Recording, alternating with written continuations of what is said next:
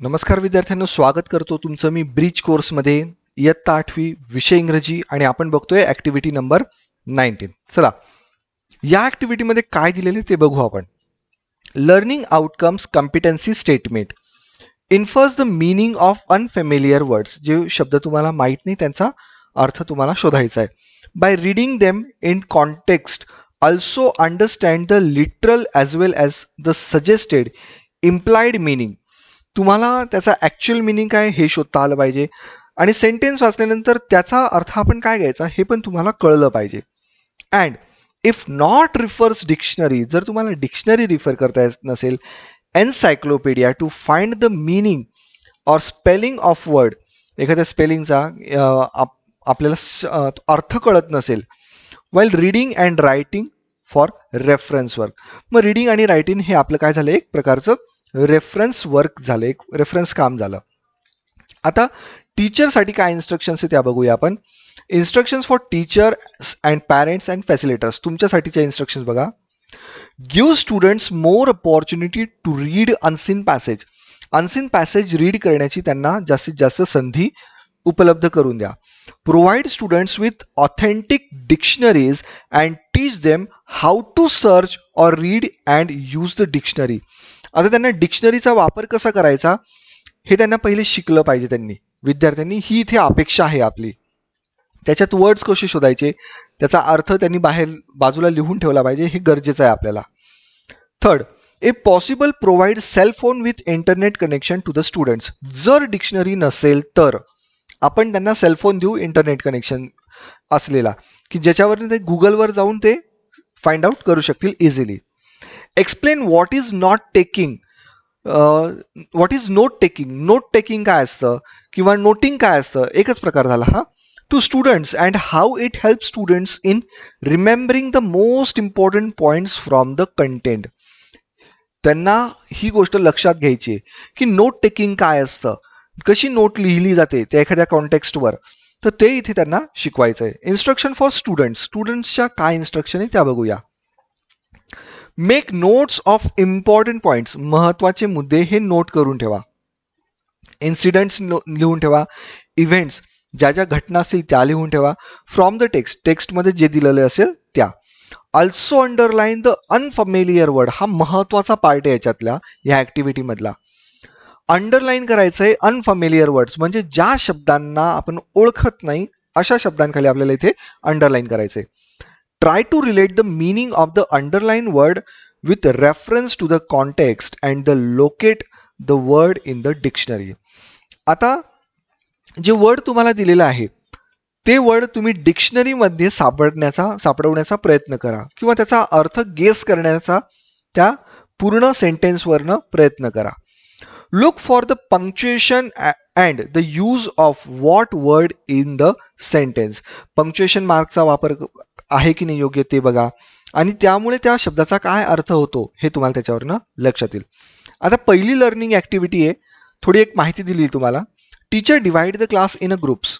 आपण हे करू शकत नाही, पण समजा minimum 3 to 4 students in a group आपण असं कन्सिडर केलं. Ask them to read the unseen passage. Provide one passage for each group. आता त्यांना एक वेगवेगळे अनसीन पॅसेज तुम्हाला द्यायचे. आता सपोज खाली दिलेला आहे एक अनसीन पॅसेजच आहे आपल्यासाठी सगळ्यांसाठी. मी तो वाचतो. बघा इथं रेड कलरमध्ये मी अंडरलाईन केलंय. असं म्हणू की हे डिफिकल्ट वर्ड्स आहे, कन्सिडर करायचं आहे आपल्याला. ओके, अर्थ मी सांगतो, लक्ष द्या. Many people who are looking to get a pet dog get a puppy. ज्या लोकांना पेट डॉग पाहिजे असतो, पाळीव कुत्रा पाहिजे असतो, ते काय करतात, तर पपी घेऊन येतात, म्हणजे कुत्र्याचं पिलू घेऊन येतात. There are many reasons why people get puppies. याच्या मागे खूप रिझन्स आहे, कारण आहेत की लोक पपी का घेतात, म्हणजे ते लहान कुत्र्याचं पिलू का घेतात. After all puppies are cute, friendly and playful. ते पिल्लं जे असतात ते खूप क्यूट असतात दिसायला, मैत्रीपूर्ण असतात आणि प्लेफुल असतात, पूर्ण वेळ ते खेळायला तयार असतात. But even though puppies make good pets. जरी पपीज हे गुड पेट, चांगले पेट्स असले, देअर आर गुड रिझन्स, त्याच्या मागे खूप चांगले वेगळे कारण सुद्धा आहे, why you should consider getting an adult dog instead. पण तुम्ही त्या पपीजच्या ऐवजी म्हणजे त्या लहान पिलांच्या ऐवजी एक मोठा कुत्रा घेणं कधीही चांगलं का असतं? Okay, when you get puppy, जेव्हा तुम्ही लहान कुत्र्याचं पिलू घेता, you have to teach it how to behave. तुम्हाला इथे कसं बिहेव करायचंय हे त्याला शिकवावं लागतं. You have to make sure that the puppy is house broken. म्हणजे तो पपी जो आहे, तो पिल्लू जे आहे ते हाऊस ब्रोकन म्हणजे घरगुती असलं पाहिजे, म्हणजे त्याला घराची जाणीव असली, समज असली पाहिजे. So that it does not go to the bathroom inside the house. म्हणजे ते घरातल्या बाथरूममध्ये म्हणजे बाथरूमचं यूज ते करणार नाही याची काळजी घेता आली पाहिजे. You have to teach the puppy not to jump up on your guest or chew on your shoes. म्हणजे तुम्हाला हे पण शिकवावं लागेल त्या पपीला की गेस्ट आल्यावर त्यांच्यावर जम्प करायची नाहीये किंवा तुमचे जे शूज आहे त्याला चावायचं नाहीये, हे तुम्हाला त्यांना सांगावं लागतं. You have to train the puppy to walk on a leash. आणि तुम्हाला त्या पपीला शिकवावं लागतं की तू लीशवर कसं चालायचं. आता ह्याचा अर्थ मी का नाही सांगत आहे तर मी लिहून ठेवलेले, तुम्ही तो कन्सिडर करा की कसा असू शकेल.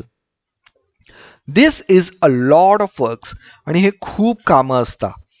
ऑन दी अदर हँड, आणि दुसऱ्याच बाजूला, when you get an adult dog, जेव्हा तुम्ही मोठा कुत्रा घेता, there is a good chance that will already know how to do all the previously mention things. त्या कुत्र्यांना अगोदरच ह्या सगळ्या गोष्टी माहीत असतात. म्हणजे मी अगोदर ज्या गोष्टी मेन्शन केल्या म्हणजे सांगितल्या त्या गोष्टी ह्या कुत्र्यांना जवळजवळ माहीतच असतात. Many adult dogs have already been house broken.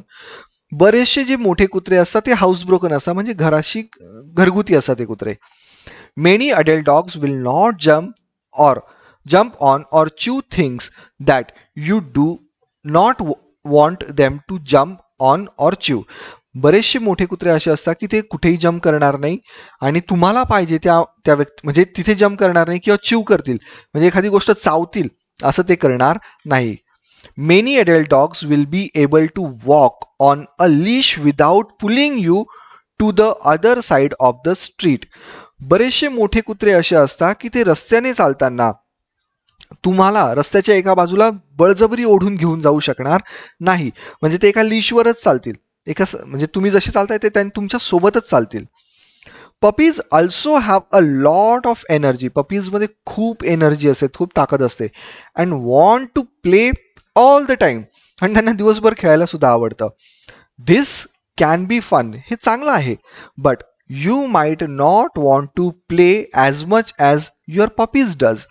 पण तुमचे जे कुत्र्याचे पिलं असतात छोटे छोटे, ते पिलांना जेवढी खेळण्याची इच्छा असते तेवढी तुम्हाला नसते जेव्हा त्यांना वाटेल तेव्हा. कळतंय? Puppies will not always sleep through the night. रात्री पपी शक्यतो पूर्ण रात्रभर झोपत नाही. Or let you relax. आणि तुम्हालाही झोपू देत नाही. As you watch television. आणि तुम्हाला रिलॅक्सपणे टेलिव्हिजन सुद्धा पाहू देत नाही. On the other hand, most adult dogs will wait on you to play.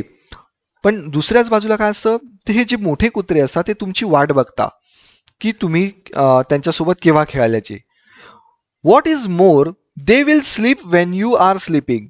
आणि अजून काय असतं, जेव्हा तुम्ही झोपता ते पण झोपता. And are happy to watch television. आणि त्यांनाही टेलिव्हिजन पाहायला आवडतं. केव्हा? ऑन द काउच, पलंगावर बसून. ऑर राईट बिसाइड यू, तुमच्या शेजारीच बसतात ते. There is one last reason why you should get an adult dog instead of puppy. एका कुत्र्याच्या लहान पिल्लाच्या ऐवजी तुम्ही मोठा कुत्रा घ्यायला का पाहिजे, ह्याच्यातलं एक शेवटचं कारण म्हणजे काय? When most people go to the pound. हा बघा मी हायलाइट केलेला शब्द आहे हा, pound. To get a dog they get a puppy. जेव्हा ते पाऊंडला जाता म्हणजे most people go to the pound, जेव्हा ते पाऊंडच्या इथे जातात, टू गेट अ डॉग, जेव्हा ते कुत्रं घ्यायला जातात ते दे गेट अ पपी, ते काय घेता? एक पपी घेता. This means that many adult dog spend a lot of time in the pound. का बरं? तर मोठे जे कुत्रे असतात तिथे ते जास्त काळ राहू शकता. And some never find good homes. पण काहींना चांगलं घर सापडत नाही.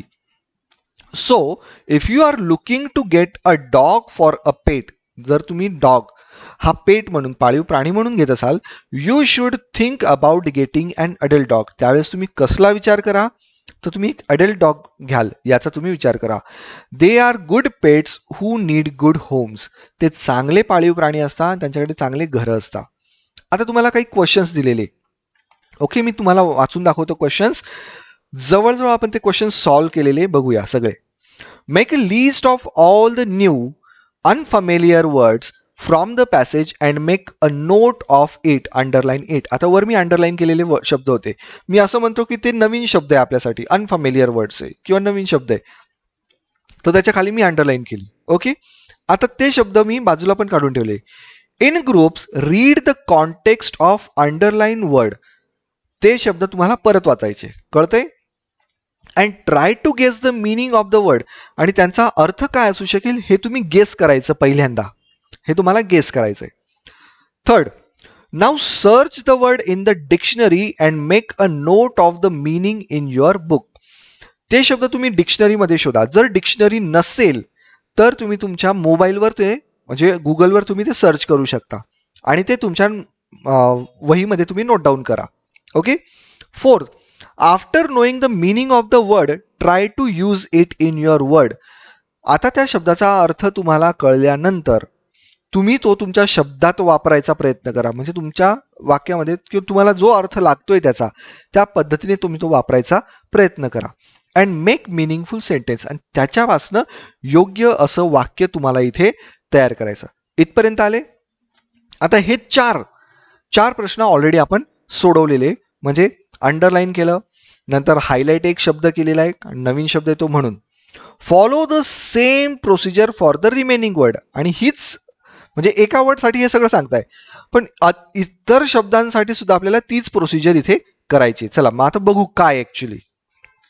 बघा, मी हे शब्द लिहून ठेवलेले तुमच्यासाठी सगळे, त्यांचा मराठीत अर्थ पण लिहिलेला आहे, जेणेकरून तुमचं काम हे सोपं होईल. पहिले, पेट. पेट म्हणजे पाळीव प्राणी. नंतर सेकंड, रिझन. रिझन म्हणजे कारण. Third, consider. कन्सिडर म्हणजे विचारात घेणे. नंतर अडल्ट. अडल्ट म्हणजे प्रौढ.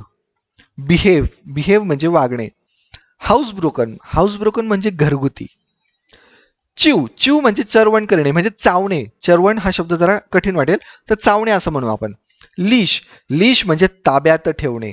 हा शब्द मी तुम्हाला म्हटलो होतो, मी ह्याचा अर्थ तुम्हाला सांगणार नाही, कन्सिडर करण्याचा प्रयत्न करा. नंतर प्रिव्हियसली. प्रिव्हियसली म्हणजे पूर्वीचं, अगोदरचं. मेन्शन्ड म्हणजे उल्लेख केलेलं. एनर्जी. एनर्जीचा अर्थ होतो ऊर्जा.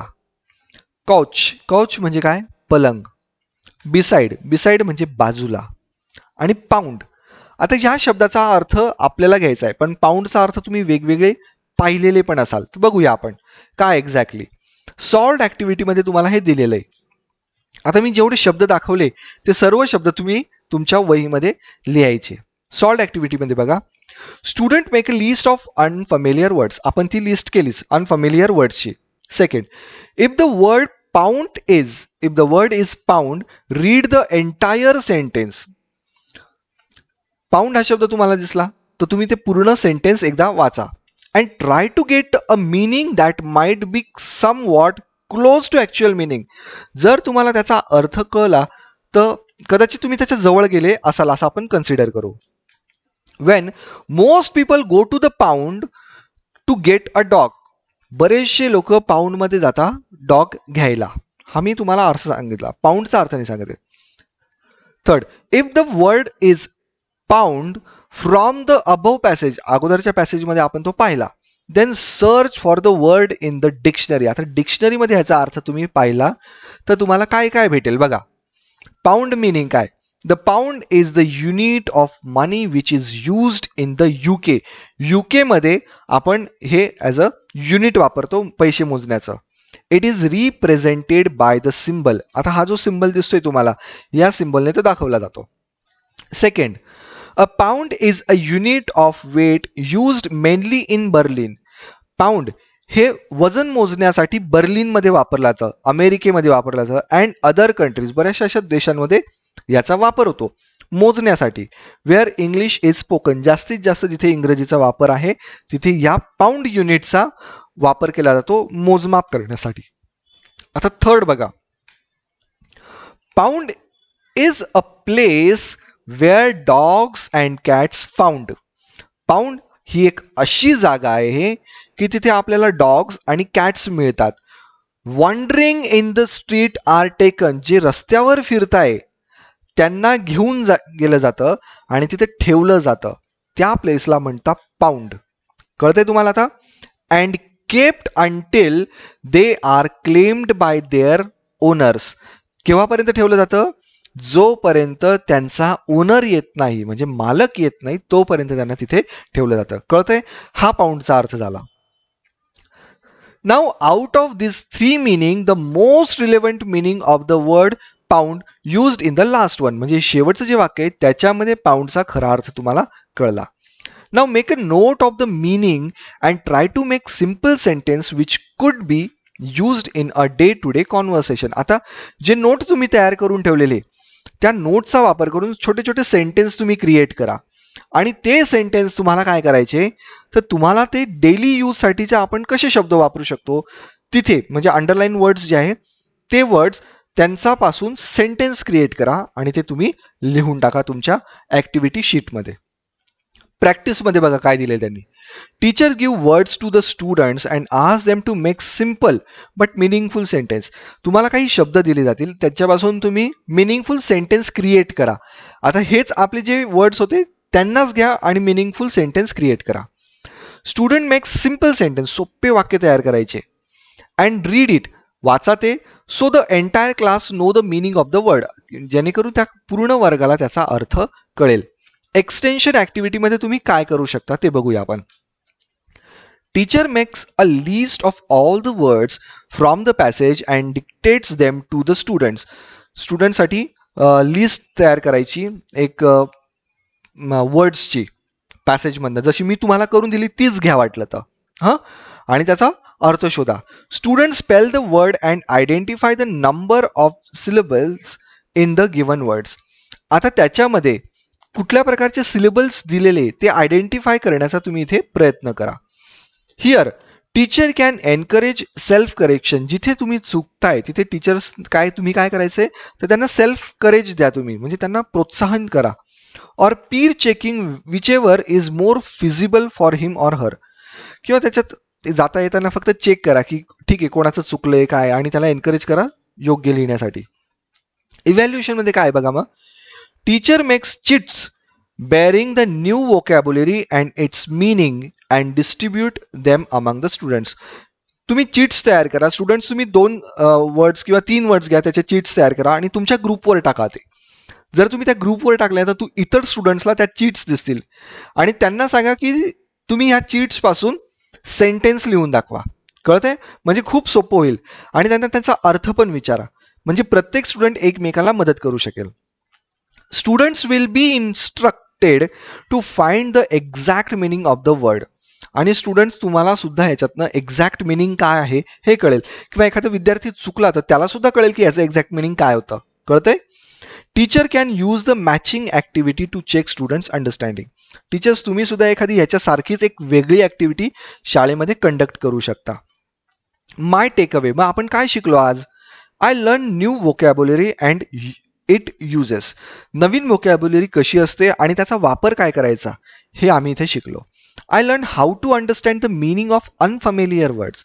जे अनोळखे शब्द आहे त्यांचा अर्थ कसा मिळवायचा. बाय रीडिंग द कॉन्टेक्स्ट, जे पूर्ण कॉन्टेक्स्ट आहे ते वाचून त्याच्यातनं अर्थ कसा मिळवायचा हे मला कळलं. In which they are used. कळतंय तुम्हाला? Thanks for watching my video.